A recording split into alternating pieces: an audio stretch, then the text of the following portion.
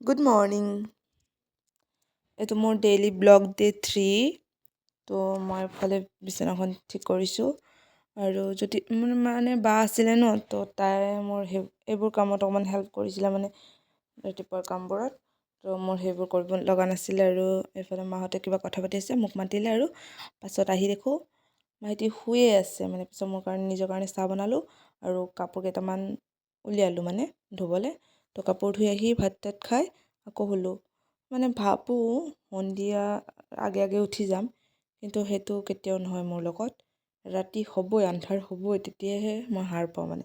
তাৰপিছত ফ্ৰেছ হ'লোঁ, তাৰপিছত অকণমান পানী টানি খালোঁ। মা আহিছিলে, মাৰ লগত কথা পাতিলোঁ আৰু কাপোৰ ধুইছিলোঁ ন, সেইবোৰ জাপি মানে যিমান স্পীড হৈছে জাপা, তো সিমানটো নহয় ন।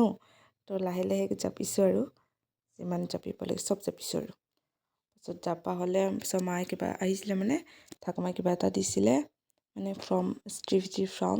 তো সেইটো লৈ আনিছিলে, লিখিব লাগে মানে। তো সেইটো মানে লিখিলোঁ। পাছত এইফালে আকৌ ভাইটিয়ে মোৰ লগত মোক তাক ভিডিঅ'টোত উঠাব নালাগে, মানে ভিডিঅ' নুঠাব। ভিডিঅ' যদি উঠাওঁ তো চব ভিডিঅ' ডিলিট কৰি দিম। Bye bye. এনেকৈ কৰি ভাল পালে।